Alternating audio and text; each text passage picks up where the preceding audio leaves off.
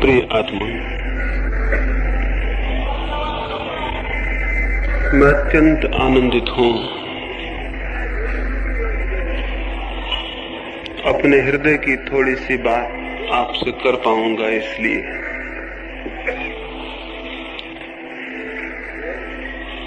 आनंद जितना बढ़ जाए उतना बढ़ जाता है।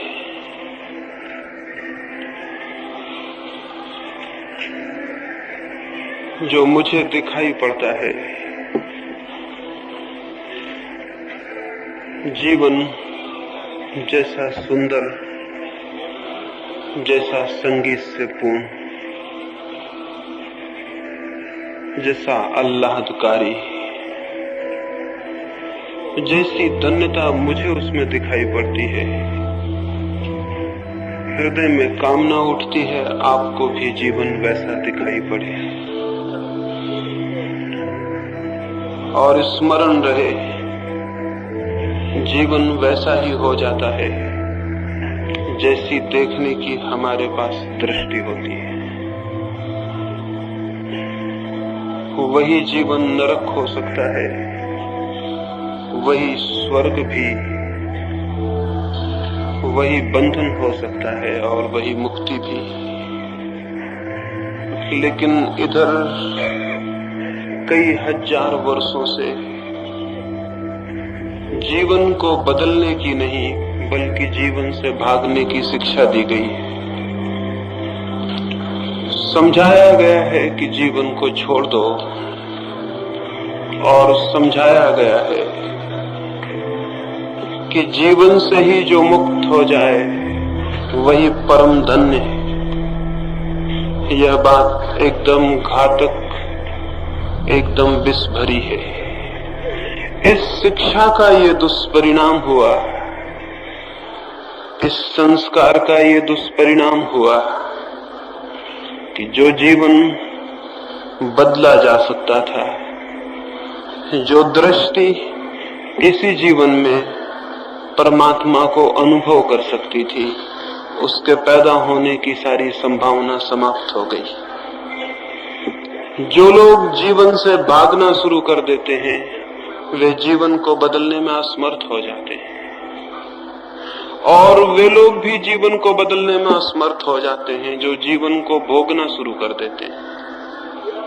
जीवन को भोगने वाला भोग में भटक जाता है, जीवन से भागने वाला भागने में, और जीवन को जानने से दोनों वंचित रह जाते हैं। दो ही प्रकार के लोग हैं, दो ही प्रकार की शिक्षाएं हैं, दो ही प्रकार की दृष्टियां हैं, और उन दोनों दृष्टियों के तनाव में, उन दोनों दृष्टियों के टेंशन में मनुष्य का निरंतर जीवन क्षीण होता गया, अंधकारपूर्ण होता गया। एक छोटी सी कहानी मैं कहूं और फिर जो मुझे कहना है वो आपसे कहने चलूं। एक पागल खाने में कुछ लोग पागलों का अध्ययन करने और उन्हें समझने गए। मित्रों का एक मंडल वहां गया। उन्होंने एक एक पागल के पास जाकर उसके जीवन में घटी दुर्घटना को समझने की कोशिश की। एक पागल के पास वे बहुत देर तक रुके रहे और न केवल उस पागल के जीवन को उन्होंने समझा, वरन उनके हृदय को भी उसके जीवन ने छुआ। उस पागल खाने के चिकित्सक ने उस पागल के संबंध में बहुत सी बातें उन्हें बताई। वह अत्यंत दया योग्य पागल था। उसकी आंखों से आंसू बह रहे थे और उसके होंठ कुछ कहना चाहते थे, उसके लिए फड़क रहे थे लेकिन कह नहीं पाते थे। और उसके हाथ में एक बहुत बड़ी मनुष्य के ही बराबर एक स्त्री की पुतली थी, एक प्रतिमा थी, एक गुड़िया थी, और उस गुड़िया को वो हृदय से लगाए हुए था। उन लोगों ने पूछा चिकित्सक को कि इस पागल को क्या हो गया है, तो सारी घटना बताई गई, समझाया गया। वो जब युवा था, कोई 20 साल पहले की बात है, तब वो किसी युवती को प्रेम करता था। इतना प्रेम किया था उसने कि उसके अभाव में उससे अलग होकर वो या तो पागल होता या आत्मघात कर लेता। किसी भांति उसके घर के लोगों ने उसे आत्मघात करने से बचा लिया तो वो पागल हो गया था। और तब से इन 20 वर्षों में उस युवती की गुड़िया को बनाकर उससे ही प्रेम किया करता था, उससे ही बातें किया करता था। वे सभी जो इस कथा को सुने दुखी हो आए और उनकी आंखें भी गीली हो गईं। उन्होंने पूछा कि उस लड़की का फिर क्या हुआ। चिकित्सक ने बताया उसने दूसरे व्यक्ति से विवाह कर लिया। और तब वे आगे बढ़े और दूसरी कोठरी के समक्ष पहुंचे और उस चिकित्सक ने कहा यही वो दूसरा आदमी है। वे सब हैरान हो गए। उन्होंने पूछा ऐसे क्या हुआ। चिकित्सक ने कहा ये उस लड़की से विवाह करने के कारण पागल हो गया। इसने बहुत कोशिश की, इसने मरने की कोशिश की, लेकिन लोगों ने मरने ना दिया और तब ये पागल हो गए। वे दोनों ही पागल हो गए।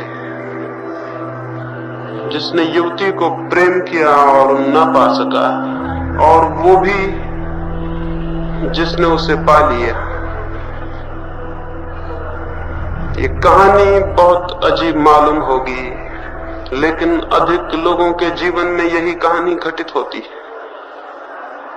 और एक दो छोटी घटनाएं कहूंगा ताकि मेरी बात का जो प्रारंभ बिंदु है वो आपके ख्याल में आ जाए। एक कारागृह में एक ही सुबह 2 व्यक्तियों को फांसी होने वाली थी। उनमें एक बहुत बड़ा पापी था, जिसको हम पापी कहते हैं, जिसने जीवन में जो भी बुरा था सब किया था और जीवन के सब भांति के कड़वे अनुभव लिए थे। और दूसरा एक पुरोहित था, एक पादरी था, एक सन्यासी था। वो राज्यद्रोह में पकड़ा गया था। उसने कोई पाप कभी नहीं किया। जहां जहां पाप की छाया था वो वहीं वहीं से दूर रहा। उसने जीवन को अत्यंत पवित्रता में और प्रार्थना में व्यतीत किया था। उन दोनों को फांसी होने वाली थी।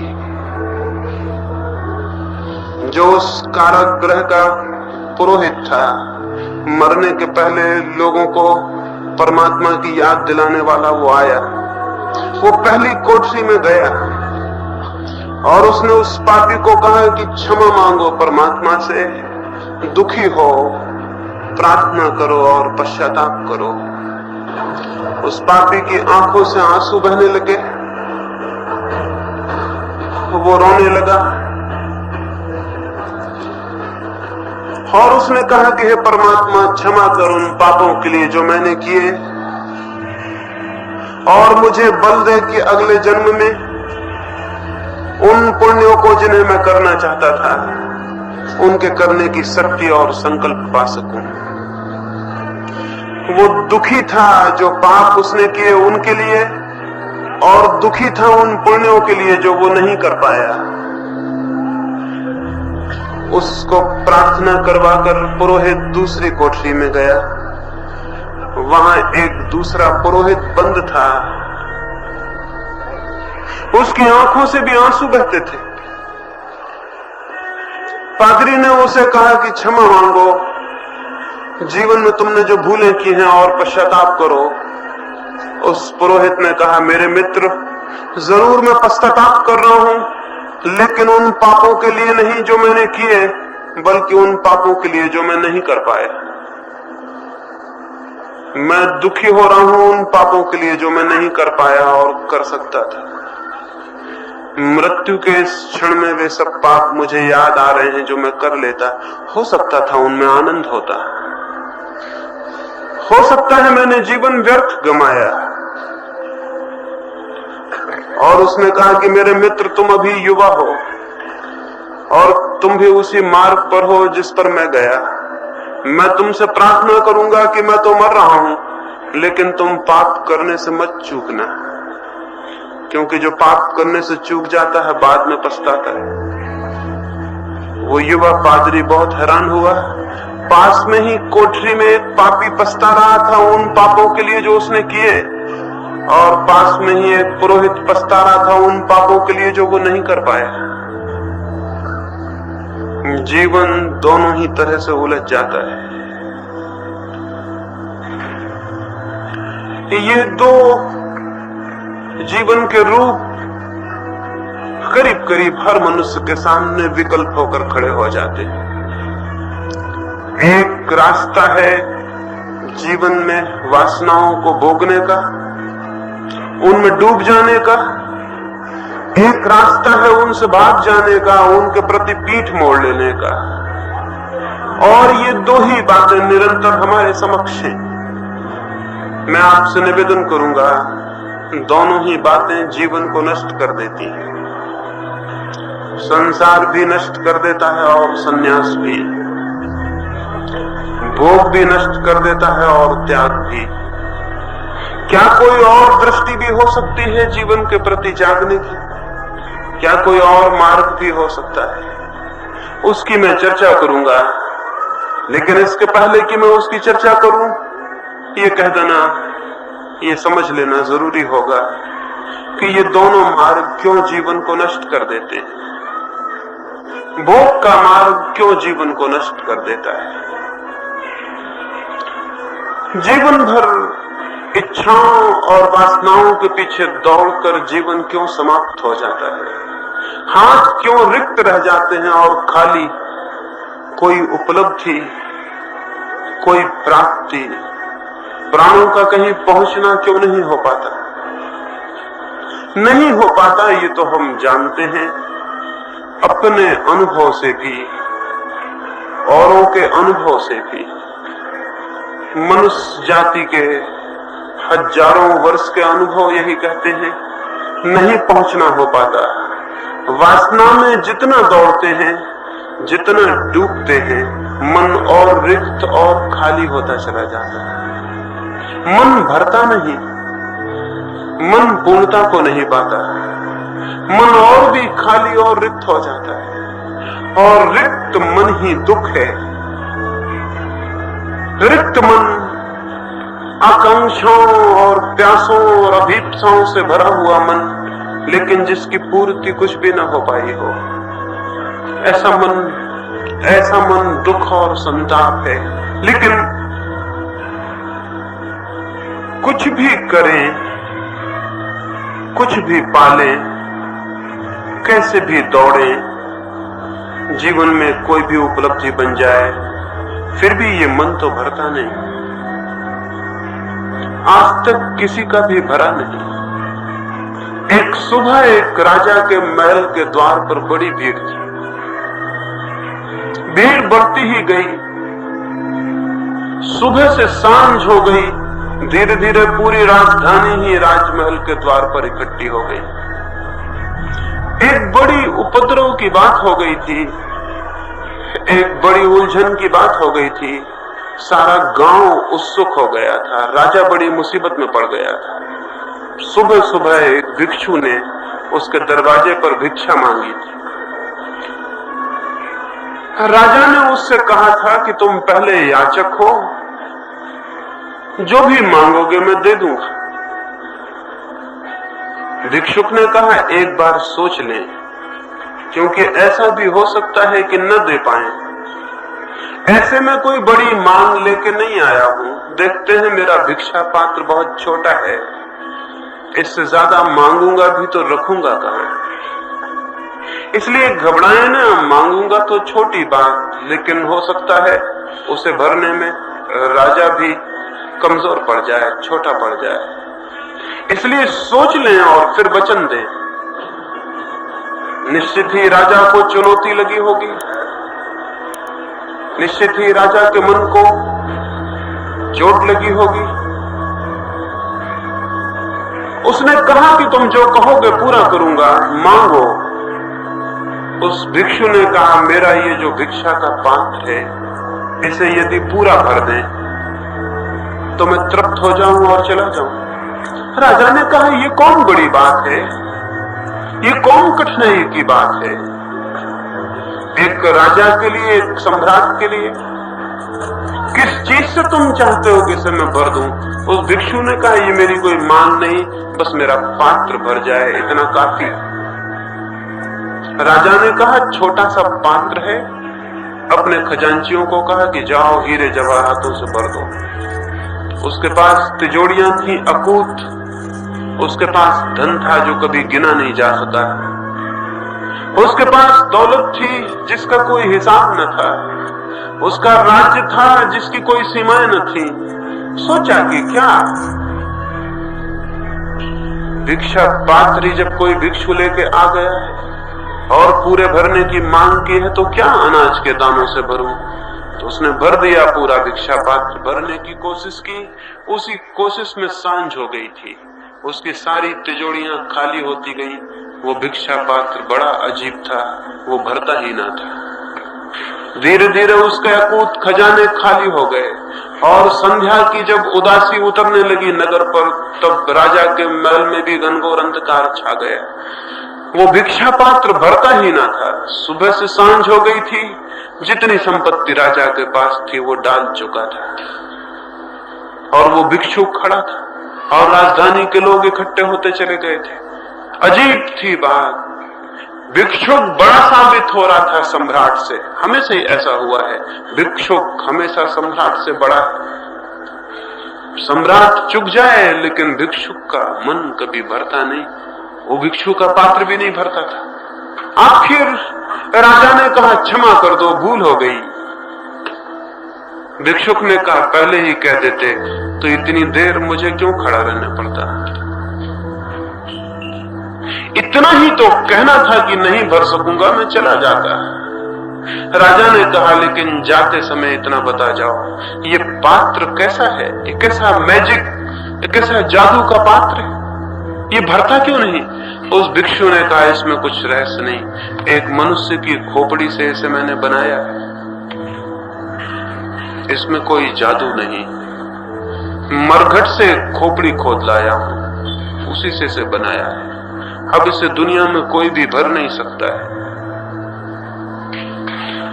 मनुष्य के खोपड़ी में जो बैठा है मन, वो कब भरा जा सका? कौन सा मनुष्य का मन भरा जा सका है, कब भरा जा सका है? और क्या पता है कि मन बिल्कुल भिक्षुक है।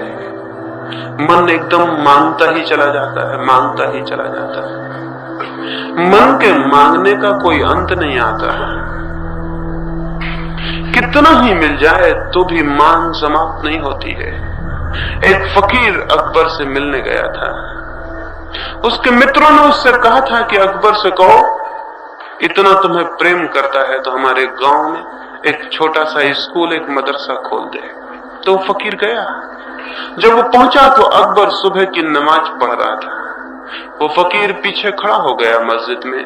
नमाज पूरी हुई, अकबर ने दोनों हाथ उठाए और कहा कि हे परमात्मा, मेरे राज्य को और बढ़ाकर, मेरे खजानों को बढ़ाकर, मेरे धन को बढ़ा, मेरी दौलत को बढ़ा। वो फकीर हैरान हो गया। उसने कल्पना न की थी कि अकबर भी मानता होगा। वो वापस लौटने लगा सीढ़ियों से। अकबर उठा तो उसने देखा, उसने चिल्लाया कि कैसे आए और कैसे वापस लौट चले। उस फकीर ने कहा, मैंने सोचा मैं बादशाह से मिलने जाता हूं, पाया यहां भी एक फकीर बैठा है और जो खुद ही मांगता है उसको और मैं मांग के लज्जित करूं तो शोभा नहीं देता। तो तुम जिससे मांगते थे, अगर मांगना ही होगा तो हम भी उसी से मांग लेंगे, लेकिन अब तुमको बीच में लेने का कोई भी कारण नहीं है। अकबर भी मांगता है, सम्राट भी मांगते हैं। इसलिए दुनिया में दो तरह के भिखारी होते हैं, एक जिनके पास कुछ नहीं होता और मांगते हैं, और एक जिनके पास सब होता है फिर भी मांगते हैं, लेकिन भिखारी होने में कोई फर्क नहीं होता है। ये हो सकता है कि बहुत कुछ आपके पास हो, इससे इस भ्रम में न पड़ जाएं कि आपके भीतर का भिखमंगा मर गया। भिखमंगा मरता ही नहीं, भीतर का भिखारी समाप्त ही नहीं होता। मन मांगे चला जाता है। क्यों? क्यों मांगे चला जाता है, और जो भी मिलता है उससे पूर्ति क्यों नहीं होती?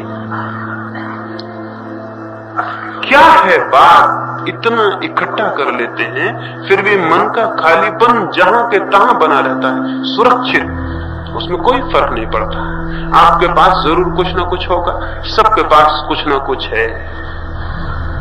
क्या उस कुछ से आपके मन का कोई कोना भी भरा? कोई कोना, छोटा मोटा कोना भी, अगर मन का कोई छोटा मोटा कोना भी भर गया हो तो आशा बन सकती है कि कभी पूरा मन भी भर जाएगा।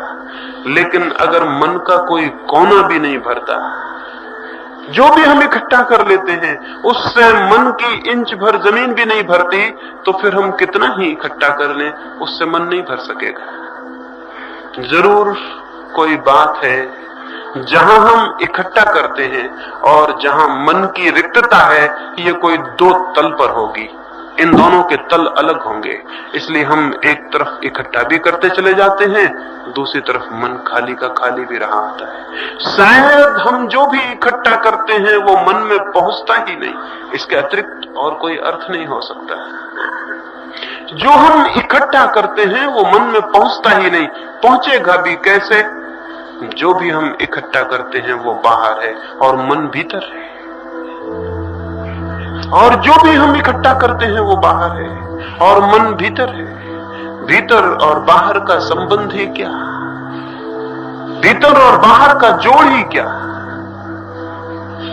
ऐसे ही है जैसे मेरा घर खाली हो, मैं पड़ोस के घर में सामान इकट्ठा करता रहूं, तो मेरा घर इससे कैसे भर जाएगा? हाँ, पड़ोस का घर भर जाएगा, लेकिन मैं तो खाली रहूंगा। मन है खाली, जो खाली है वो भीतर है, और जो भराव की सारी चेष्टा है वो बाहर है। बाहर और भीतर का कहीं कोई मेल नहीं होता। बाहर चीजें इकट्ठी होती चली जाती हैं, भीतर दरिद्रता सुरक्षित बनी रहती है। इसीलिए तो कितना ही धन हो, दरिद्रता नहीं मिटती, पॉवर्टी नहीं मिटती, भिखमंगापन नहीं मिटता। किसी का नहीं मिटा, सिकंदर का नहीं मिट सकता, नेपोलियन का नहीं मिट सकता, स्टालिन या हिटलर का नहीं मिट सकता, हेनरी फोर्ड या कार्नेगी का या किसी और का नहीं मिट सकता। कितना ही धन हो, कार्नेगी मरता था तब उसके पास 4 अरब रुपए थे, लेकिन मरते वक्त बहुत उदास था। और किसी मित्र ने पूछा कि इतने उदास हो, तुम तो प्रसन्नता से मरो, कम से कम तुमने तो बहुत इकट्ठा किया। कार्नेगी ने कहा, सब योजनाएं असफल हो गईं, मेरे इरादे 10 अरब इकट्ठा करने के थे और केवल 4 ही मैं इकट्ठा कर पाया। केवल 4 और 10 की योजना थी, और इस भूल में न रहे कि 10 इकट्ठे हो जाते तो योजना वहीं टिक जाती, योजना आगे चली जाती। योजना बढ़ती है क्षितिज की भांति। आकाश को देखते हैं ना, रोज जमीन को छूते हुए दिखता है, पास में ही आकाश जमीन को छू रहा है, और फिर बढ़ते चले जाएं, बढ़ते चले जाएं। आप बढ़ते हैं, आकाश भी बढ़ता चला जाता है। अब तक कोई आदमी पहुंच नहीं सका उस जगह जहां आकाश जमीन को छूता हो। असल में आकाश जमीन को कहीं छूते ही नहीं, सिर्फ दिखाई पड़ता है, और दिखाई इसलिए पड़ता है कि आंखें हमारी कमजोर हैं। अगर आंखें हमारी और तेज हों और दूरभेदी हों और पारदर्शी हों और असीम तक खोज पाती हों, तो फिर आकाश कहीं छूता हुआ मालूम नहीं पड़ेगा। आंख की सीमा ही आकाश के छूने की सीमा बन जाती है। ऐसे ही जैसे जैसे हम आगे बढ़ते हैं, वासना में, भोग में, इच्छा में, वो जो डिजायर, वो जो वासना है, आगे बढ़ती जाती है, और लगता है कि थोड़ी दूर और आगे चलें तो मिलना हो जाएगा। लेकिन कितने ही आगे बढ़ जाएं, फासला उतना ही होता है जितना था। अलाइस नाम की लड़की का, छोटी सी लड़की का जीवन पढ़ा होगा।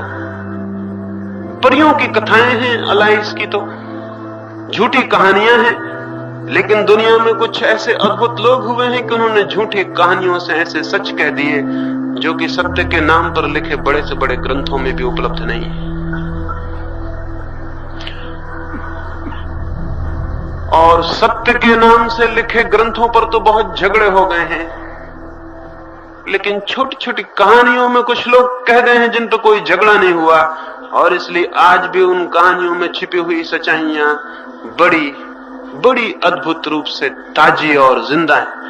अभी उन पर कोई खून खच्चर नहीं हुआ, अभी उन पर कोई मस्जिद और मंदिर नहीं बने, अभी पंडित और पुरोहित ने कोई लड़ाई नहीं लड़ी, वो दूर ताजी और स्वच्छ और जीवित है। ऐसी अलाइस की एक कहानी है, वो स्वर्ग में पहुंच गई परियों के देश में, और वहां जमीन से गई परियों के देश तक तो जरूर थक गई होगी, कौन नहीं थक जाता है।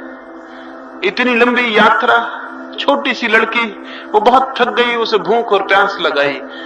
जैसे ही उसने देखा जाके तो सूरज उग रहा था, स्वर्ग में सुबह हो रही थी, और परियों की रानी एक वृक्ष के नीचे खड़ी थी और उसके हाथ में मिठाइयों का थाल था, और वो रानी उसे बुला रही थी कि आओ।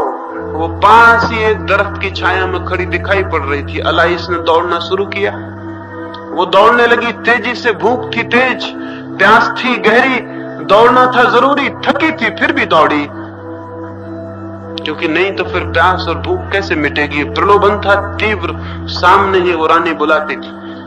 वो दौड़ती गई दौड़ती गई दौड़ती गई, दोपहर हो गई, सूरज सिर पे आ गया। वो घबरा के खड़ी हो गई और उसने चिल्ला के पूछा कि क्या मामला है। सुबह से दोपहर हो गई, दौड़ते दौड़ते मेरे और तुम्हारे बीच का फासला उतना का उतना है। वो रानी अब भी खड़ी है और बुलाए जा रही है, और उस रानी ने कहा ये ज्यादा सोच विचार मत करो, क्योंकि जो सोच विचार करता है उसका दौड़ना बंद हो जाता है। तुम तो दौड़ो और आओ, कोशिश करो, जरूर पहुंच जाओगी। वो फिर भागने लगी और सांझ हो गई और सूरज ढलने लगा, और वो अलाइस थक के गिर पड़ी, और उसने देखा रानी अब भी खड़ी, लेकिन फासला उतना का उतना है। उसने घबरा के चिल्ला के पूछा, ज्यादा फासला नहीं होगा, क्योंकि बातचीत हो सकती थी। उसने चिल्ला के पूछा कि कैसी दुनिया है तुम्हारी, सुबह से सांझ हो गई दौड़ते दौड़ते, यहाँ फासले समाप्त नहीं होते, ये कैसे रास्ते हैं तुम्हारी दुनिया के कि कहीं पहुंचाते नहीं। उस रानी ने कहा, पागल, किसी दुनिया में कोई रास्ता कहीं नहीं पहुंचाता है, और तुम्हारी दुनिया में भी दौड़ना होता है, फासले समाप्त नहीं होते। जैसी तुम्हारी दुनिया है वैसी ये दुनिया है, इस दुनिया में भी कोई फासला समाप्त नहीं होता है। दौड़े कितना ही, जहां जन्म के समय पाया था अतृप्त और खाली, मरने के समय वहीं पाएंगे अतृप्त और खाली। मरने के और जन्म के बिंदु में कोई फर्क नहीं होता, चित्त वहीं के वहीं होता है। तो बाकी जीवन की दौड़ कहां विलीन हो जाती है? विलीन हो जाती है एक ऐसे काम में जो बिल्कुल एब्सर्ड है, जो बिल्कुल मूढ़तापूर्ण है। मन है भीतर, दौड़ चलती बाहर, रिक्तता है भीतर, एम्प्टीनेस है भीतर, भरते हैं बाहर, सीधा अंधापन है। फिर क्या क्या करें? भीतर कैसे भरें? भीतर कैसे रिक्तता से मुक्ति हो जाए और भीतर एक फुलफिलमेंट, एक पूर्णता, एक परितृप्ति, एक भराव उपलब्ध हो कि भीतर कोई कोना भी रोता हुआ और प्यासा और भूखा न रह जाए, भीतर सब तृप्त हो जाए। कैसे हो? इस ख्याल में कि बाहर की कोई कोशिश सफल नहीं होती, कुछ लोग बाहर से भागना शुरू कर देते हैं। स्वभावतः सीधा गणित यही कहता है कि अगर बाहर की दौड़ से कुछ नहीं होता तो भागो बाहर से। लेकिन आपको क्या पता है, बाहर से भागेंगे तो भी भीतर नहीं पहुंच सकते। बाहर से भागना भी बाहर ही भागना है। कोई आदमी धन इकट्ठा करने को दौड़ता हो, दूसरा आदमी धन को त्याग करने के पीछे लग जाए, दोनों हालत में दोनों व्यक्ति बाहर ही होते हैं। धन को इकट्ठा करने वाला भी, धन को छोड़ने वाला भी, क्योंकि धन बाहर है और दोनों की दृष्टि बाहर होती है। तथाकथित संसारी बाहर होता है, सन्यासी भी बाहर होता है। सन्यासी उल्टा खड़ा हुआ है संसारी से, लेकिन भीतर नहीं है। एक आदमी अपने मकान के बाहर सीधा खड़ा हुआ है, दूसरा आदमी शीर्षासन कर रहा है, मकान के बाहर ही खड़ा हुआ है, लेकिन इससे वे कोई भीतर नहीं पहुंच जाता। उल्टा खड़ा हुआ आदमी भी बाहर ही होता है, सीधा खड़ा हुआ आदमी भी बाहर होता है, भीतर इससे कोई पहुंचता नहीं। सन्यास, तथाकथित सन्यास, एक प्रतिक्रिया है, एक रिएक्शन है। बाहर सुख नहीं मिलता, बाहर की खोज से कुछ होता नहीं, इसलिए बाहर को छोड़ने के लिए दौड़ने लगो, लेकिन दौड़ोगे कहां? ठीक उल्टी दौड़ शुरू हो जाएगी। कोई स्त्री के पीछे भागता है, कोई स्त्री से दूर भागता है, लेकिन जो स्त्री के पीछे भागता है वो भी स्त्री का चिंतन करता है, और जो स्त्री से दूर भागता है वो भी स्त्री का चिंतन करता है। दोनों के चित्त स्त्री में अटके होते हैं, और स्त्री हो तो पुरुष में अटके होते हैं, धन में अटके होते हैं, यश में अटके होते हैं। और जो इस दुनिया के यश और धन से भागने लगता है, इससे उल्टा जाने लगता है, इससे दूर हटने लगता है, पलायनवादी हो जाता है, एस्केप करने लगता है, उसका चित्त किसी परलोक में सुखों की कामना करने लगता है। वो सोचने लगता है कि यहां मैंने स्त्रियां छोड़ी तो स्वर्ग में अप्सराएं मिलनी चाहिए, नहीं तो स्वर्गों की कल्पनाएं कौन करे, और वहां अप्सराओं की कल्पनाएं कौन करे, और यहां मैंने जो कुछ छोड़ा वो मुझे वहां कई गुना ज्यादा होकर मिलना चाहिए। इसलिए उसकी कल्पनाएं, उसकी वासनाएं किसी दूरगामी लोक पर स्थिर हो जाती, लेकिन इससे कोई अंतर नहीं पड़ता। स्वर्ग की खोज भी बाहर है, परलोक की खोज भी बाहर है, और इसलिए न संसारी का मन भरता है और न सन्यासी का मन भरता है। दोनों ही रिक्त और खाली रह जाते। फिर संसारी जिस जिस बात को भोगता है, निरंतर खोजता है जिन जिन वासनाओं को, जितनी उन वासनाओं की पटरी पर उसकी दौड़ होती है, उतनी ही वासनाएं और गहरी और प्रगाढ़ हो जाती। जिन जिन रास्तों से हम बार बार गुजरते हैं, वे रास्ते मजबूत हो जाते हैं, वे रास्ते हमारे जीवन के सहज मार्ग हो जाते हैं। फिर उन्हीं रास्तों पर हमें दौड़ना पड़ता है, फिर उन्हीं रास्तों पर हम रोज रोज पुनरुक्त होते हैं, रोज उन्हीं को रिपीट करते हैं, वो और गहरे होते चले जाते हैं। धीरे धीरे जीवन जड़ लीकों पर दौड़ती हुई मशीनों की भांति हो जाता है। विलियम जेम्स एक होटल में बैठा हुआ था एक बार अमेरिका की, सामने से एक रिटायर्ड सेना से अवकाश प्राप्त एक वृद्ध जनरल निकल रहा था। वो अपने सिर पे कुछ सामान लिए हुए था। विलियम जेम्स अपने मित्र से बातें करता था, बातें करते करते उसे मजाक सूझी और उसने जोर से चिल्ला के कहा, अटेंशन। वो जो बाहर सैनिक जा रहा था अपने सिर पर बोझ लिए, वो एकदम से अटेंशन खड़ा हो गया, उसका बोझ नीचे गिर पड़ा। 2 साल हो चुके थे उसे नौकरी छोड़े हुए, लेकिन दिमाग ने एक लीक पकड़ ली थी। अटेंशन सुनते ही लीक काम कर गई, जड़ की तरह वो खड़ा हो गया। सामान उसका नीचे गिर पड़ा, उसमें बोतलें थी दवा की, वो टूट गई, उसमें कुछ और सामान था वो फूट गया। उसने आके जेम्स को कहा कि ये कैसा मजाक करते हैं। जेम्स ने कहा कि मैं तो अटेंशन कह रहा था, आपका इससे क्या संबंध। उस आदमी ने कहा, जीवन भर इस एक शब्द के ही केंद्र पर मैं घूमा, यद्यपि मुक्त हो गया मिलिट्री से, लेकिन चित्त ने लीकें बना ली, रास्ते बना लिए, उन्हीं पर जड़ होकर घूमता हूं। मुझे तो अगर मैं मर भी जाऊं और कोई कह दे अटेंशन, तो मैं अटेंशन खड़ा हो जाऊं। उसने कहा कि मैं अगर मर भी जाऊं और कोई जोर से कह दे अटेंशन, तो मैं एकदम अटेंशन खड़ा हो जाऊंगा। मेरे बस के ही बाहर है मामला। चित्त जिस चीज को पुनरुक्त करता है, उसी चीज में गहरे से गहरे उसकी जकड़ होती चली जाती है। वासनाओं के पीछे चलने से वासनाएं मिटती नहीं, वासनाएं और गहरी और तीव्र और घनीभूत हो जाती। इसीलिए बच्चे से कहीं बूढ़ा ज्यादा वासना युक्त होता है। बच्चे में वासनाएं शुरू होती हैं, बूढ़े में जड़ हो गई होती हैं। इसलिए तो बच्चे में एक भोलापन है जो बूढ़े में विलीन हो जाता है। उसके चित्त की सब ताजगी विलीन हो जाती है, सब चीजें जड़ हो जाती हैं। कुछ बातों को उसने निरंतर पुनरुक्त किया, रोज रोज दोहराया, वे ही रास्ते मजबूत हो गए, वो जड़ यंत्र की भांति हो गया। वासना जड़ करती है, लेकिन वासना से भागने वाला भी जड़ हो जाता है। वासना से भागने वाला भी जड़ हो जाता है। जड़ इसलिए हो जाता है कि उसके चित्त का केंद्र भी वासना है। वो भी चित्त के केंद्र पर वासना को ही छोड़ने में लगा है। वो भी वासना से भयभीत है। उसने भी वासना को जाना और समझा नहीं। अगर जान लेता और समझ लेता तो मुक्त हो जाता।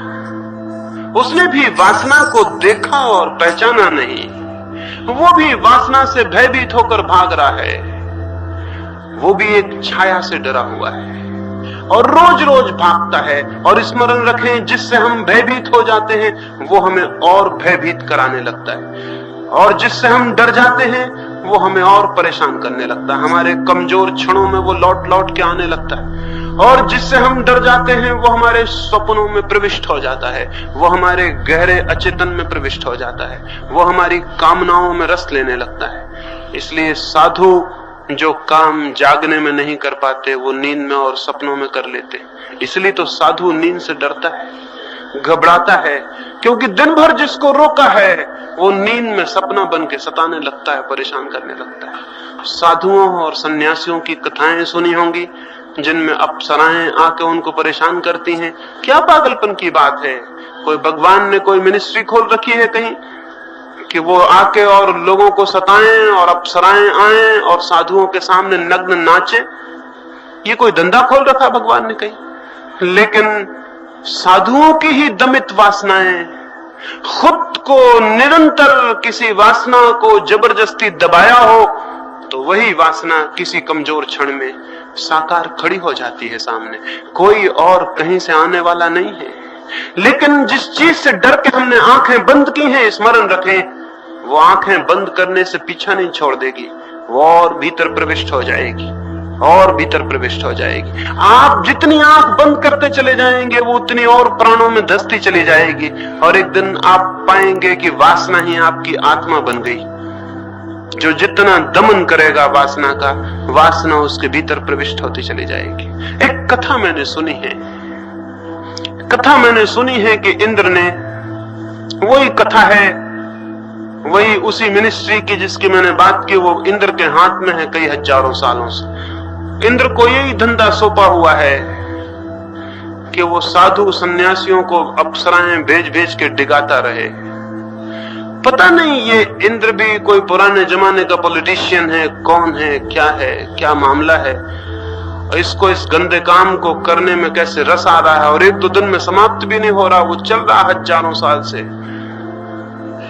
3 मुनियों के बाबत इंद्र को खबर लगी कि वे बहुत गहरी साधना में प्रविष्ट हो गए हैं। उसने उर्वशी को कहा कि तीनों के सामने जाके नग्न नृत्य कर। उर्वशी गई। उसने 7 दिन तक तो तैयारी की, स्वाभाविक, साधारण स्त्रियां भी खूब तैयारी करती हैं। उर्वशी तो अप्सरा थी, 7 दिन लग गए हो तो कोई आश्चर्य नहीं। और इसलिए कोई ये न कहे कि आजकल की स्त्रियां ही बिगड़ गई और बहुत तैयारी कर रही हैं। ग्रंथों में लिखा हुआ है 7 दिन तक उर्वशी ने तैयारी की, मेकअप किया। वो गई, वो जाकर 3 साधुओं के समक्ष नाचने लगी। वो अद्भुत रूप सी होकर आई थी। वो नाचती गई, लेकिन थोड़ी देर में ही परेशान हो गई, क्योंकि वे तीनों एकटक उसे देखते रहे, लेकिन न तो कोई प्रभावित हुआ और न कोई डरा और भागा। 2 में से कोई भी काम हो जाता तो उर्वशी सफल हो जाती। न तो उनमें से कोई प्रभावित हुआ और लोलुप हुआ, न उनमें से कोई डरा और भागा। 2 में से कोई भी काम हो जाता तो उर्वशी सफल हो जाती। वो तीनों बैठे रहे और देखते रहे। उर्वशी थक गई, ऊब गई, परेशान हो गई। सब भांति उसने उपाय किए, लेकिन वो तीनों बैठे थे और देखते रहे। आखिर उसने अपने ऊपर के वस्त्र निकाल के अलग कर दिए। उसके ऊपर के वस्त्रों के फेंकते ही एक मुनि चिल्लाया कि बस अब हद हो गई, अब बर्दाश्त के बाहर है। दूसरे दो मुनियों ने कहा आंखें बंद कर लो, क्योंकि उर्वशी के नृत्य पर हमारा क्या बस, अपनी आंखों पर हमारा काबू। वो नाचती है, उसे नाचने दो। अगर तुम घबरा गए और डर गए तो आंखें बंद कर लो। उस मुनि ने आंखें बंद कर ली। आंखें बंद करते ही उसे दिखाई पड़ा उर्वशी इतनी सुंदर कभी भी नहीं थी जितनी बंद आंखों में दिखाई पड़ने लगी। जिसने भी आंखें बंद की हैं उसको ये सदा दिखाई पड़ा है। बंद आंख जिंदगी में जो है उसे बड़ा बड़ा रूपक, बड़ा मोहक आकृति दे देती है, बड़ी सम्मोहक, बड़ी हिप्नोटाइजिंग ताकत दे देती।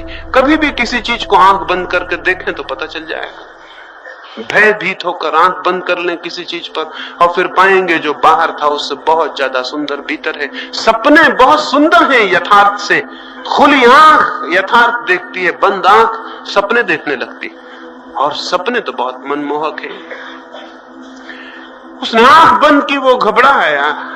उसने पीठ फेर ली, वो और घबराया, उठ के भागने लगा। और उसकी कामना की उर्वशी उसके पीछे नृत्य करने लगी, उसकी आंखों में भीतर डोलने लगी, उसके प्राणों में उसके घुंघरू सुनाई पड़ने लगे। लेकिन दो अभी बैठे थे और देखे जाते थे। उर्वशी ने नीचे के वस्त्र भी निकाल कर फेंक दिए, वो पूरी नग्न हो गई। दूसरा मुनि चिल्लाया अब हद हो गई, अब बर्दाश्त के बाहर है। तीसरे मुनि ने कहा तो फिर आंखें बंद कर लो, क्योंकि उर्वशी पे हमारा क्या बस, अपनी आंखें हैं, जो नहीं देखना चाहता बंद कर ले। दूसरे मुनि ने आंखें बंद कर ली। जो पहले मुनि के साथ हुआ था वही उसके भी साथ हुआ। वो भागने लगा और उर्वशी उसका पीछा करने लगी। अभी तीसरा मुनि आंखें खोले बैठा था। अब उर्वशी मुश्किल में पड़ गई इस तीसरे व्यक्ति के साथ। अब और कुछ उघाड़ने को न रहा। वो पूरी नग्न हो गई थी, उसने सब वस्त्र फेंक दिए थे। अब कुछ भी न था जो ढका हुआ हो। अब बड़ी कठिनाई हो गई, अब बड़ी मुश्किल हो गई, अब बड़ी बेचैनी हो गई। और वो मुनि भी अजीब था। वो बोला कि कुछ और उघाड़ने को हो तुम उघाड़ लो, क्योंकि हमने तो आंख न बंद करने का तय किया। और मैं देख रहा हूं कि जिन्होंने आंखें बंद की वो भागे चले जा रहे हैं और उनके माथों पे पसीना। तो मैंने तो आंखें न बंद करने का तय किया। अब तुम कृपा करो और अपनी चमड़ी को भी निकाल के अलग कर दो ताकि मैं और गहरे देख सकूं। और अगर वहां भी कोई पर्दा हो तो उसको भी उघाड़ के फेंक दो ताकि मैं और गहरे देख सकूं। मैं आज तुम्हें तुम्हारी पूर्णता और पूरी नग्नता में ही देख लेना चाहता हूं। अब और कुछ उघाड़ने को नहीं था। चमड़ी के बाद फिर कुछ भी उघाड़ने को नहीं है। वहां तो जो कुछ है वो सब छिपाने को है। वो उर्वशी भागने लगी और वो मुनि उर्वशी का पीछा करने लगा। उर्वशी घबराई कि कहीं वो चमड़ा ना उखाड़ ले। वो भागती हुई इंद्र के पास पहुंची। उसने कहा कि बचाओ, एक अद्भुत आदमी से मिलना हो गया है। वो कह रहा है कि चमड़ा उखाड़ के भी अंदर कुछ हो तो हम उसे देख लेना चाहते हैं। ऐसे आदमी से कभी मिलना नहीं हुआ। ये आदमी तो बड़ा अजीब है। इसके दो साथी तो आंख बंद किए और भाग गए, लेकिन ये आंखें खोले ही बैठा रहा। मैं आपसे निवेदन करता हूं, न तो वासना में निरंतर घूमकर कोई कभी वासना से मुक्त होता है और तृप्ति को पाता है, और न वासना से भागकर कभी कोई किसी भी अर्थ में वासना से मुक्त हो पाता है। लेकिन जो व्यक्ति भी आंखें खोलकर जीवन के सत्यों को देखने की तैयारी करता है, आंखें खोलकर जीवन धीरे धीरे उसके सामने अपना सारा सम्मोहक रूप खो देता है।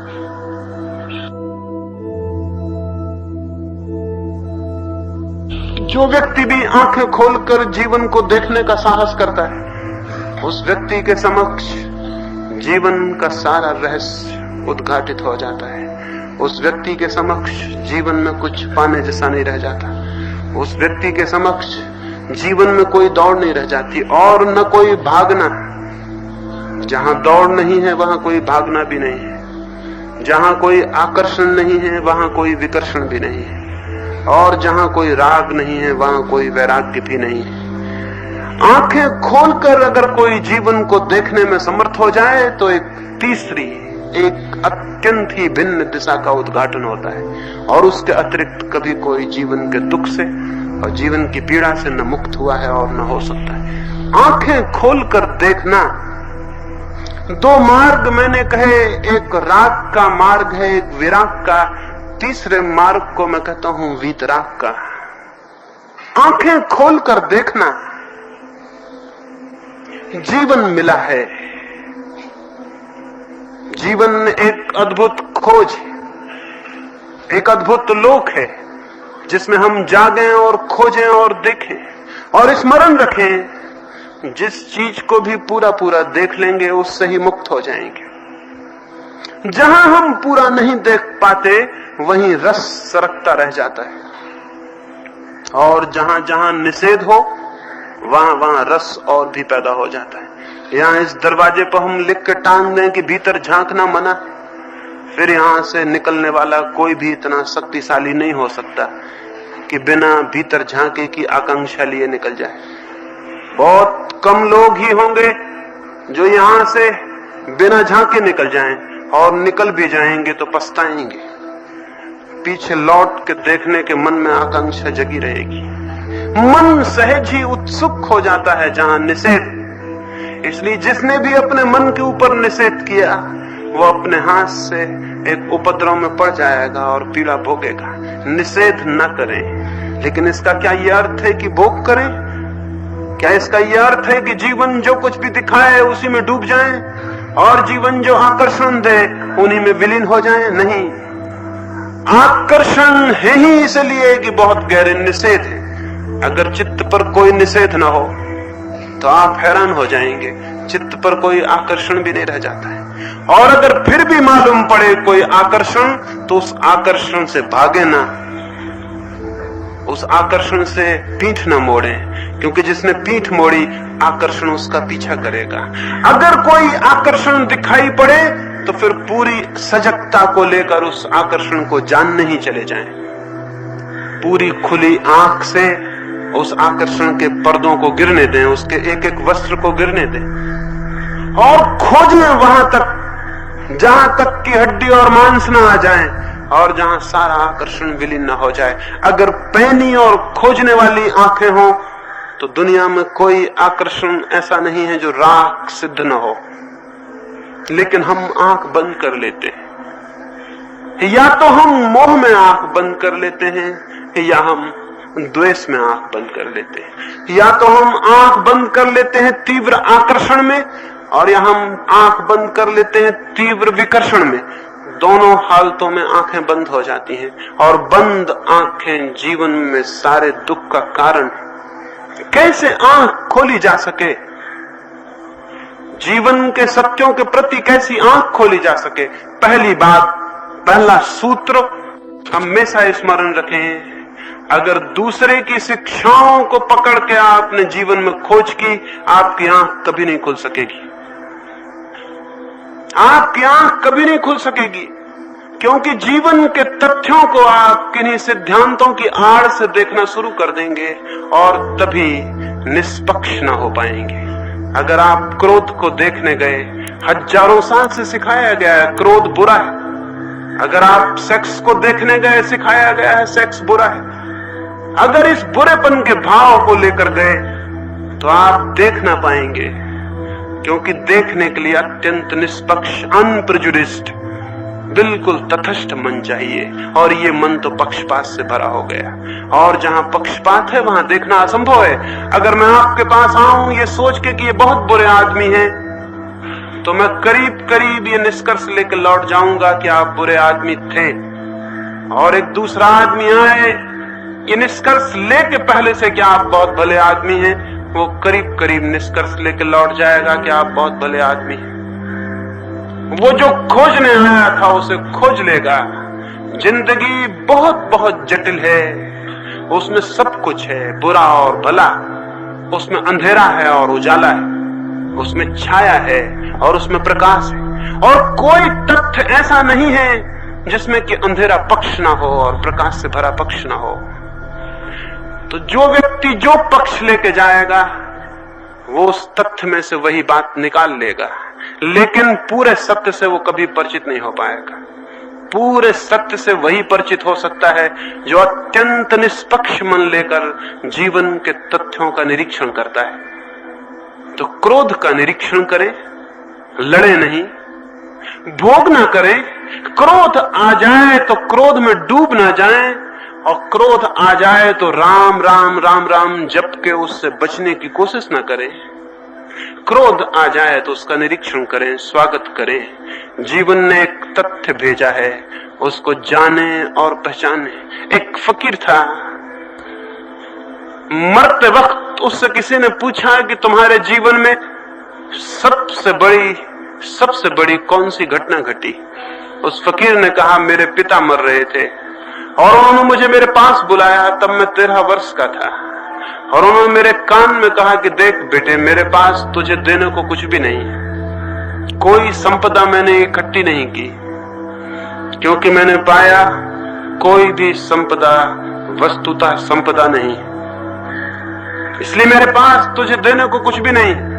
लेकिन फिर भी एक बात जिसके द्वारा मैं धीरे धीरे फकीर रहते हुए भी बादशाह हो गया, एक बात जिसके द्वारा मेरे पास कुछ भी नहीं था फिर भी सब कुछ था, एक बात कि जिससे मेरे लिए और मेरे पीछे और मुझे देखकर बादशाहों को भी ईर्ष्या जगने लगी, वो बात मैं तुझसे कह दूं, शायद तुझे स्मरण रह जाए, शायद कभी तेरे बेवक्त काम आ जाए। तो उस युवक ने उनसे पूछा कि कौन सी बात? तो उसके पिता ने, मरते हुए पिता ने कहा था कि तब जब भी तेरे जीवन में कोई तथ्य आए, क्रोध, काम, वासना, कोई भी बात तेरे जीवन में आए, तू उसे मेहमान की तरह जानकर स्वागत करना, अतिथि की तरह जान के स्वागत करना, ना तो एकदम उसके प्रभाव में डूब के खुद को भूल जाना और ना उससे आंखें चुराना। स्वागत करना घर आए अतिथि का अत्यंत प्रेम से, और निरीक्षण करना बहुत गहरा, क्या क्या उसमें छिपा है। उस युवक ने जीवन भर इसका प्रयोग किया। मरते समय वो भी अपने मित्रों से कह सका कि अगर मुझे ये सूत्र न मिला होता तो मेरा जीवन पानी में खींची गई लकीरों की भांति व्यर्थ हो जाता, लेकिन मैंने जीवन के एक एक तथ्य का अत्यंत धैर्यपूर्वक स्वागत किया, निरीक्षण किया, ऑब्जर्वेशन किया, देखा, और मैं हैरान हो गया। मैंने पाया कि उन सभी तथ्यों के निरीक्षण करते ही करते उन तथ्यों में जो भी अशुभ था वो विलीन हो गया और जो शुभ था वो शेष रह गया। क्रोध के भीतर भी कुछ है, क्रोध के भीतर भी कुछ है जो बच जाए, क्रोध के भीतर भी कुछ है जो बच ही जाना चाहिए।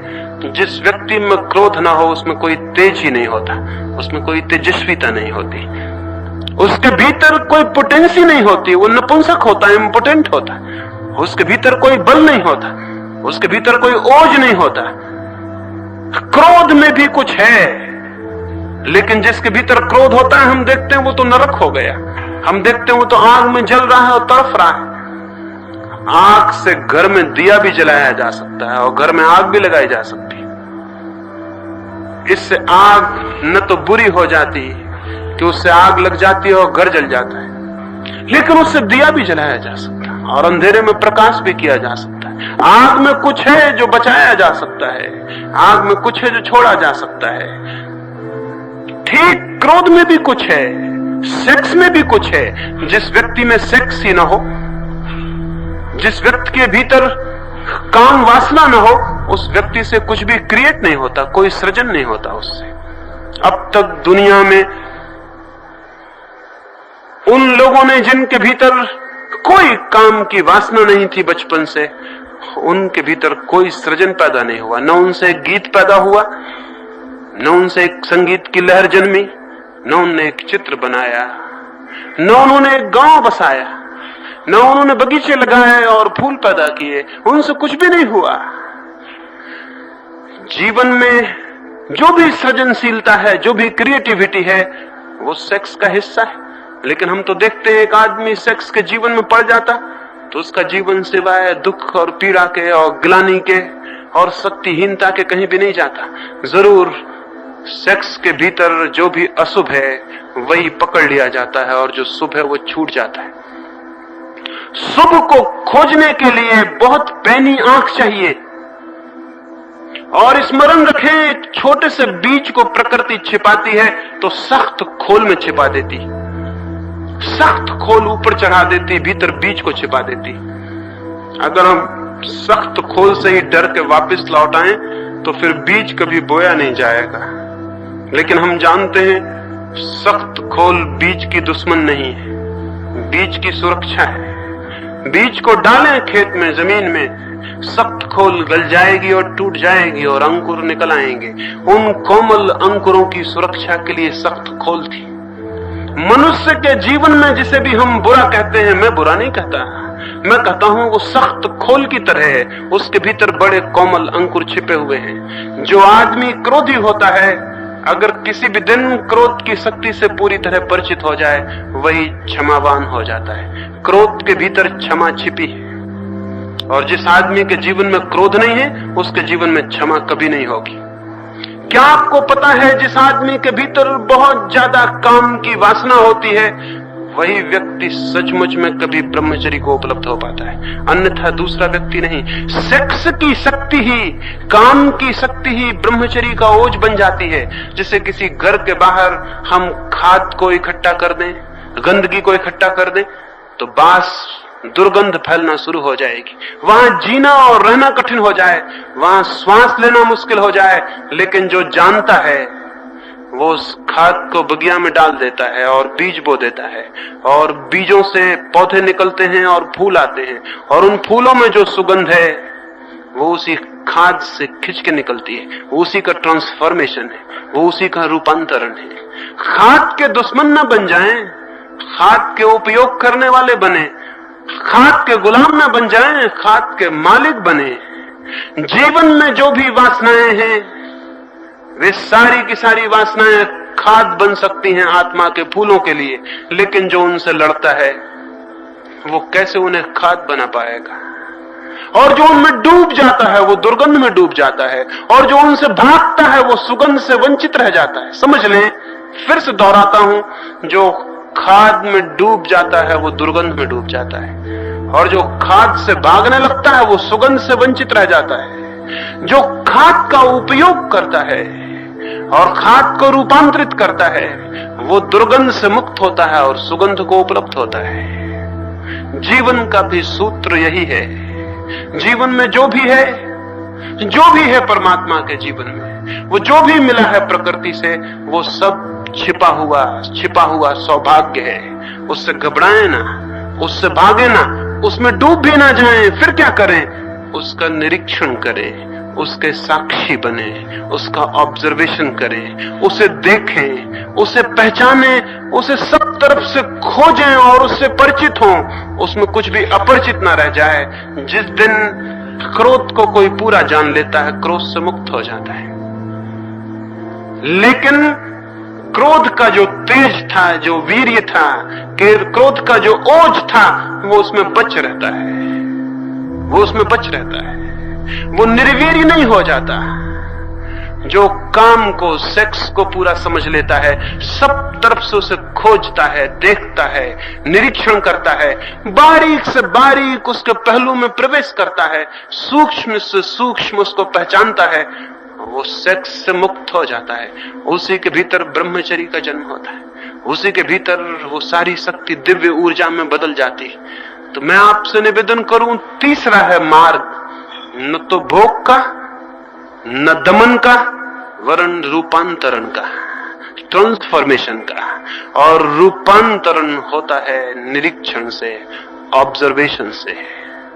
क्या आपको ख्याल है, क्या आपको पता है कि जैसे ही हम चीजों को देखना शुरू करते हैं एक बुनियादी अंतर शुरू हो जाता है, जीवन में एक बुनियादी अंतर शुरू हो जाता है। क्या यह संभव है कि एक मकान में आप हों और आपको दिखाई पड़ता हो कि सामने दरवाजा है, फिर भी क्या आप दीवार से निकल सकेंगे?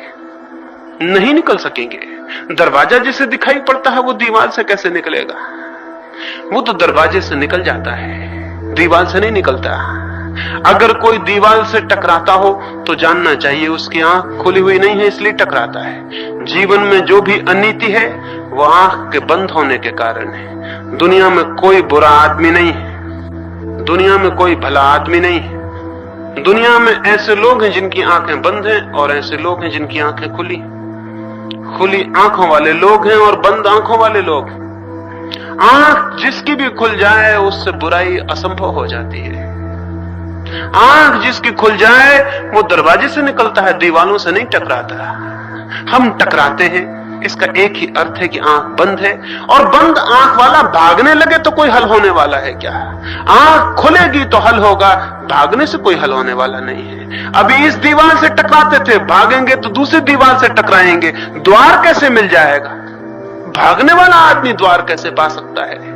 अभी एक दीवार से टकराता था, भागेगा दूसरी दीवार से टकराएगा, लेकिन द्वार खोजने के लिए न भागने की जरूरत है न अंधे की भांति टकराने की जरूरत है, आंख खोलने की जरूरत है। जीवन के प्रति आंख खोलने की जरूरत है। और हमारी आंखें सच में ही करीब करीब बंद हैं। हम जीवन के किसी तथ्य को न तो देखते हैं न खोजते हैं। कभी आपने अपने क्रोध को खोजा? हिंदुस्तान से एक फकीर कोई 1500 वर्ष हुए चीन गया।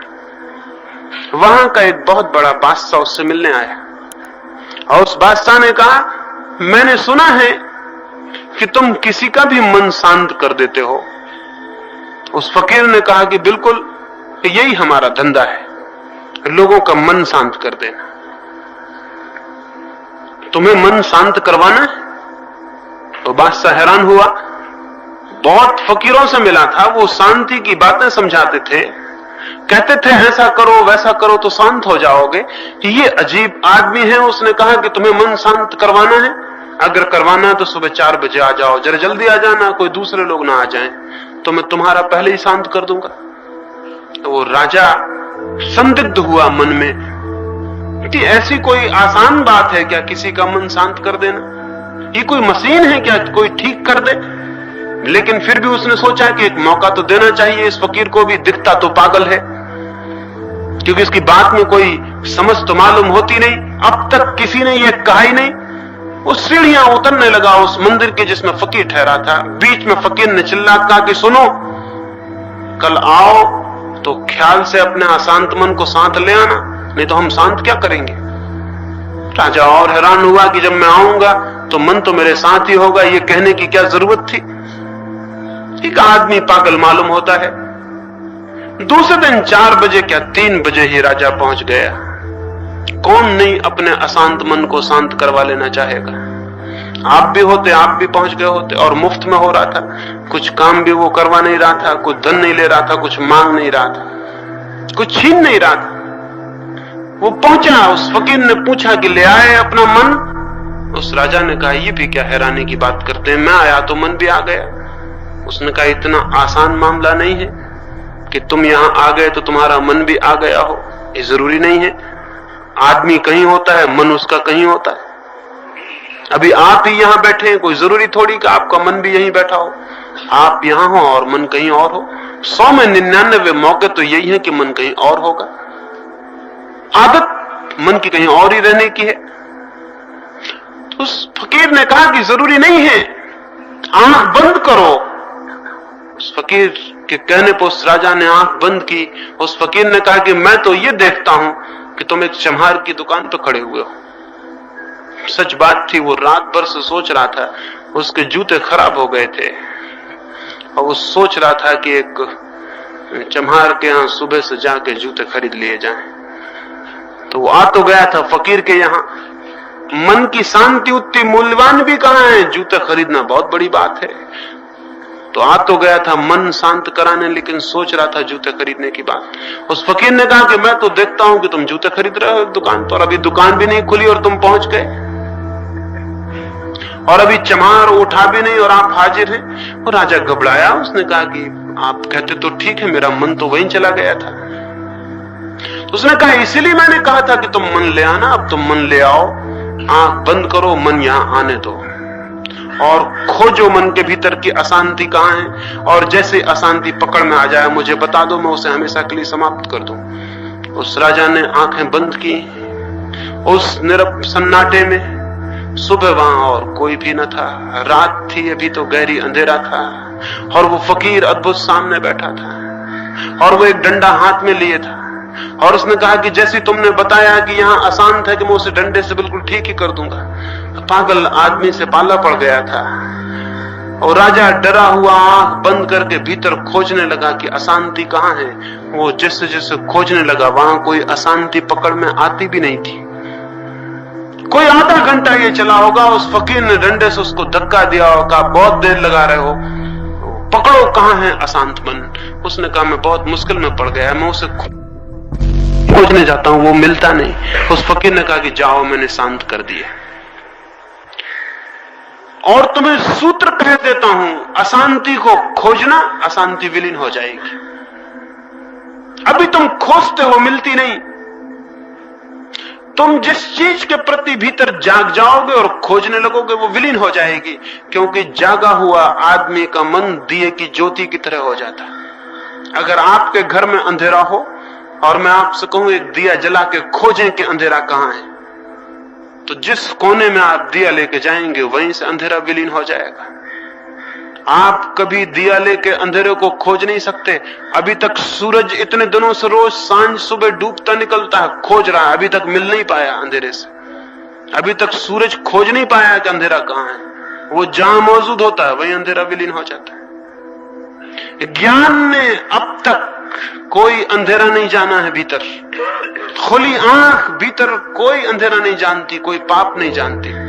तो आंख खोलें और भीतर खोजें कि कहां है क्रोध, और जब क्रोध उठे तो उसका निरीक्षण करें, और जब वासना मन को पकड़े तो उसका निरीक्षण करें, देखें, खोजें, पहचानें, तो खुली आंखों को भीतर ले जाएं। हमारी आंखें सारी दुनिया को देखती हैं, पड़ोसी को देखती हैं, दूर दुनिया में रहने वाले आदमी को देखती हैं,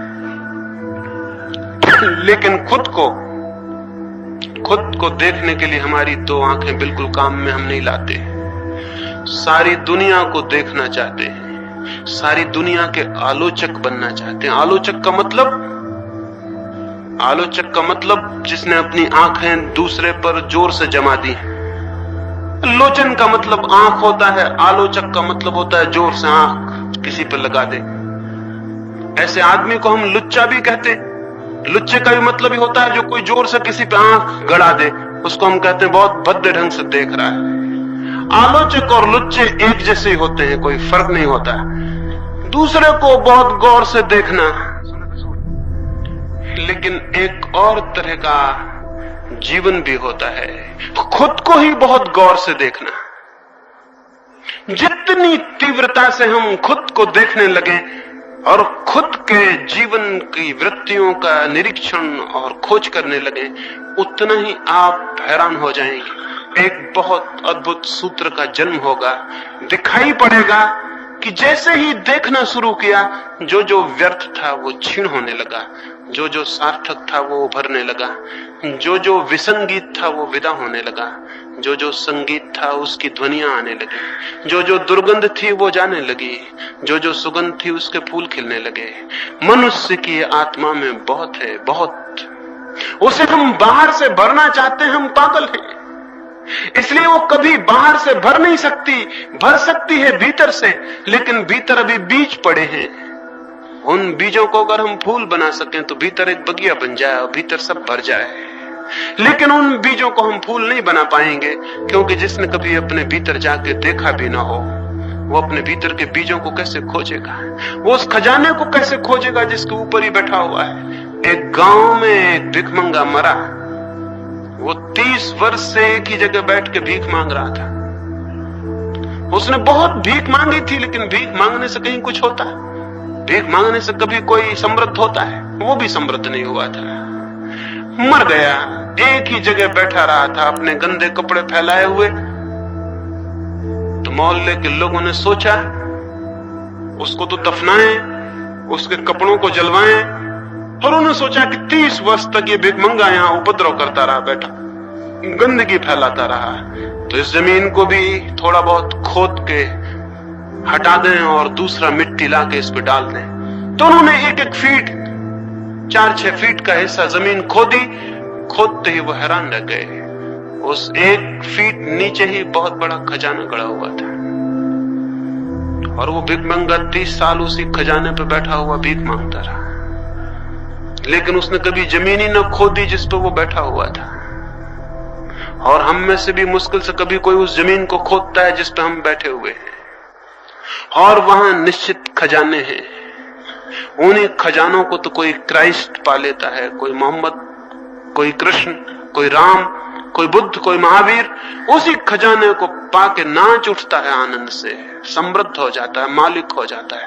और हम उसी खजाने पे बैठे भिक्षा पात्र लिए भीख मांगते रहते हैं। और 30 साल बाद, जब 30 साल के अभ्यास से हम खूब बड़े भारी भिखमंगे हो जाते हैं और मरते हैं, तो हमारे मरने के बाद दूसरे लोग जमीन साफ करने के लिए और हमको हटाने के लिए इंतजाम करेंगे। लेकिन हम खुद कभी भी इस ख्याल से नहीं भरते कि जब मैं पैदा हुआ हूं और मेरे भीतर जीवन इतनी लहरें ले रहा है और मेरे भीतर प्राण थिरक रहे हैं और मेरे भीतर एक चेतना है, एक होश है, एक आत्मा है, मैं जीवित हूं, जीवंत हूं। जब मेरे भीतर जीवन लहरें ले रहा है, तो कहीं इस जीवन के लहरें लेते हुए व्यक्तित्व के पीछे ही कोई सागर तो नहीं छिपा, कोई खजाना तो नहीं छिपा? मैं वहां जाऊं और खोजूं, मैं वहां पहुंचूं और जागूं, तो शायद खजाना 1 फीट से ज्यादा दूर नहीं है।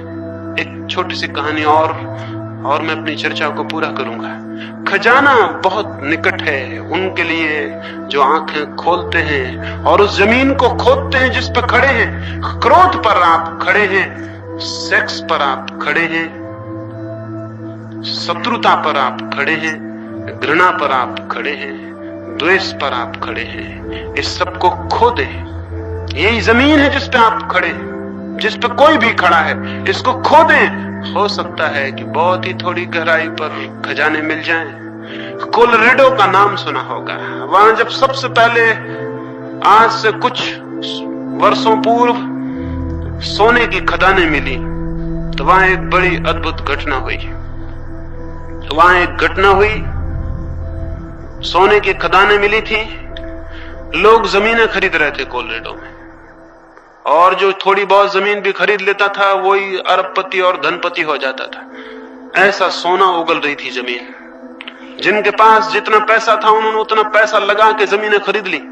एक बहुत बड़े करोड़पति ने सोचा तो छोटी मोटी जमीन क्या खरीदूं। उसने अपनी सारी फैक्ट्री बेच के, सारे धन दौलत बेच के अपना मकान तक बेच दिया और किराए के मकान में चला गया। और उसने कोई 1 करोड़ रुपया लगा के एक पूरी पहाड़ी खरीद ली। उस पहाड़ी पर उसने बड़े बड़े खोदने के यंत्र ले गया और खुदाई शुरू हुई, और दुर्भाग्य भी शुरू हुआ। खुदाई होती गई, पत्थरों के सिवा वह उस पहाड़ी पर कुछ भी हाथ न लगा। आसपास ही लोगों ने छोटे छोटे खेत खरीद लिए थे और उन खेतों में सोना मिला था, और उस पहाड़ी पर कुछ भी नहीं था। वो पहाड़ी बिल्कुल खाली मालूम होती थी। घबराहट फैल जानी स्वाभाविक थी। उसके परिवार के लोग तो मूर्छित होने लगे और उन्होंने कहा क्या पागलपन किया। चलती रोजी थी, कमाई अच्छी थी, वो सब बर्बाद हो गई। और एक पत्थर का पहाड़ खरीद लिया उस आदमी ने, लेकिन साहस न खोया और वो खुदाई करता ही गया और करता ही गया। लेकिन सारे घर के लोग उसे पागल कहने लगे। घर में खाने पीने तक की मुश्किल खड़ी हो गई। उस पहाड़ से कुछ भी नहीं निकल रहा था सिवाय पत्थरों के। मजदूरों को पैसा चुकाना भी मुश्किल हो गया था, और जो यंत्र पहाड़ पे चढ़ाए थे उन्हें उतारने के लायक पैसे भी उनके पास नहीं रहे थे। उसने विज्ञापन किया कि मैं अपने पूरे पहाड़ को मैं यंत्रों के बेचना चाहता हूं। और उसने 2 करोड़ रुपया दाम रखा। उसके घर के लोगों ने, उसके मित्रों ने कहा कि तुम क्या पागल हुए हो, तुम्हारे दुर्भाग्य और दुर्घटना की खबर सारे मुल्क में पहुंच गई, कौन इसे खरीदेगा। अब मुश्किल है कि कोई पागल इस चक्कर में फंस जाए जिसमें तुम फंसे। उस आदमी ने कहा, ऐसा मत सोचो, मुझसे भी बड़ा कोई पागल हो सकता है। और एक आदमी मिल गया जो उसे 2 करोड़ में खरीदने को राजी हो गए। उसके घर के लोगों ने कहा कि तुम आंखें रहते हुए क्या अंधापन कर रहे हो, एक आदमी डूब के टकरा के मर गया उसी पहाड़ से और तुम भी वही कर रहे हो। उस आदमी ने कहा, हो सकता है एक ही हाथ खोदूं और सोने की खदान आ जाए। जहां तक खोदा गया वहां तक सोना नहीं है, ये जाहिर है, लेकिन उसके आगे नहीं है, ये किसने कहा। निश्चित ही लोगों ने कहा, तुम्हारा दिमाग खराब है, अपने हाथ से मुश्किल में पड़ते हो। उसने वो पहाड़ खरीद लिया और आश्चर्य की बात है, 1 ही फीट के बाद खदान शुरू हो गई।